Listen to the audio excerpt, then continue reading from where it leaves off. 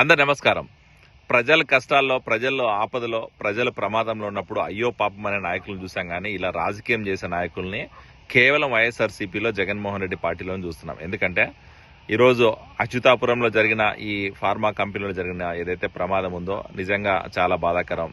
ఈరోజు 17 మంది చనిపోయినారో ఆ ప్రమాదంలో అన్నది నిజంగా మనసును అతుక్కుపోయే సంఘటన.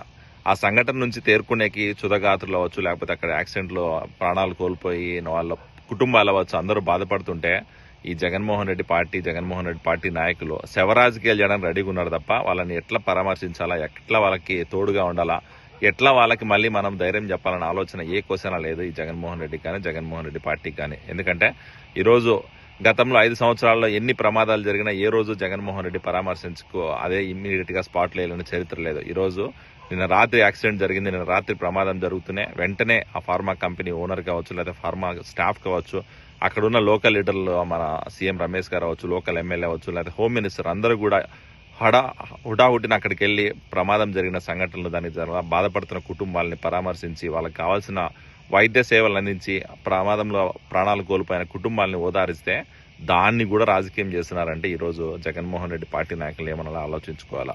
ఈరోజు జగన్మోహన్ రెడ్డి పార్టీ నాయకులను జగన్మోహన్ రెడ్డి గారిని ఒకటి అడుగుతున్నా నేను, గతంలో ఎన్నో ప్రమాదాలు జరిగినాయి, రాష్ట్రంలో ఎన్నో ప్రమాదాల్లో ఎంతో మంది ప్రాణాలు కోల్పోయారు. మరి ఏ రోజైనా నువ్వు బయటకు వచ్చి మాట్లాడినావా?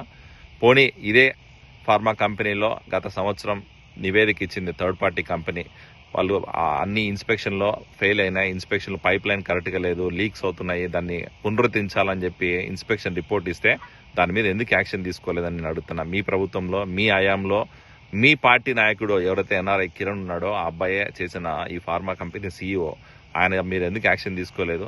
సరే, ఈరోజు అయిపోయింది, ప్రమాదం జరిగింది. ప్రమాదం జరిగిన తర్వాత హోమ్ మినిస్టర్ లేకపోతే రాష్ట్ర అధికారులు ఆ ఓనర్కి ఆ ఎండీని కలుద్దాము, ఫోన్ చేసి మాట్లాడదామంటే ఆ ఫోన్కి ఎందుకు రెస్పాండ్ అవ్వట్లేదు? అంటే ఖచ్చితంగా ఇక్కడ ఏదో ఒక కుట్రకోణం కనపడుతుంది మాకి. ఖచ్చితంగా వైఎస్ఆర్సీపీ రాజకీయ లబ్ధి కోసం, వైఎస్ఆర్సీపీ ప్రజల జీవితాలతో ఆడుకోవడానికి నిశ్చయించుకుంది కాబట్టి ఎలా అయినా రాజకీయ లబ్ధి కోసం ఈరోజు ప్రమాదాన్ని క్రియేట్ చేసి ఆ ప్రమాదంలో ప్రాణాలు కోల్పోయేలా చేసి దాన్ని మళ్ళా రాష్ట్ర ప్రభుత్వం మీద తీసుకొచ్చి చూపించి రాష్ట్ర ప్రభుత్వం మీద, చంద్రబాబు నాయుడు గారి మీద, కూటమి ప్రభుత్వం మీద బురద జల్లాలని ఆలోచన చేస్తున్నారంటే ఈ వైఎస్ఆర్సీపీ నాయకులు ఎంత దారుణమైన రాజకీయాలు చేస్తున్నారో, ఎంత దిగజారు రాజకీయాలు చేస్తున్నారో, ఎంత శవ రాజకీయాలు చేస్తున్నారో, ఎంత రాజకీయ అధికార దాహంతో ఉన్నారో అర్థం చేసుకోవాలా. ఖచ్చితంగా దీంట్లో నిజాలు బయటకు తీసుకొస్తాం.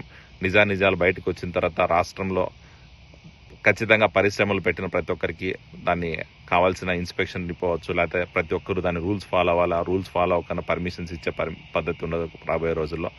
ఈ ప్రమాదంలో చనిపోయిన కుటుంబాలు కావచ్చు, లేదా ప్రమాదంలో గాయపడిన వాళ్ళు కావచ్చు, ప్రమాదంలో చనిపోయిన కుటుంబాల రేపు పొద్దున జరిగే అన్నిటిలో కూడా మేము వాళ్ళ తోడుగా ఉంటాం. వాళ్ళకి కావాల్సిన అన్ని కూడా సమకూర్చి వాళ్ళని రాబోయే రోజుల్లో ఇలాంటి సంఘటనలు జరగకుండా రాష్ట్రంలో మళ్ళీ క్షేమంగా రాష్ట్రంలో సుపరిపాలన అందించే విధంగానే మా ప్రభుత్వం రన్ అవుతుందని చెప్పి తెలియజేసుకుంటున్నాం. Thank you so much.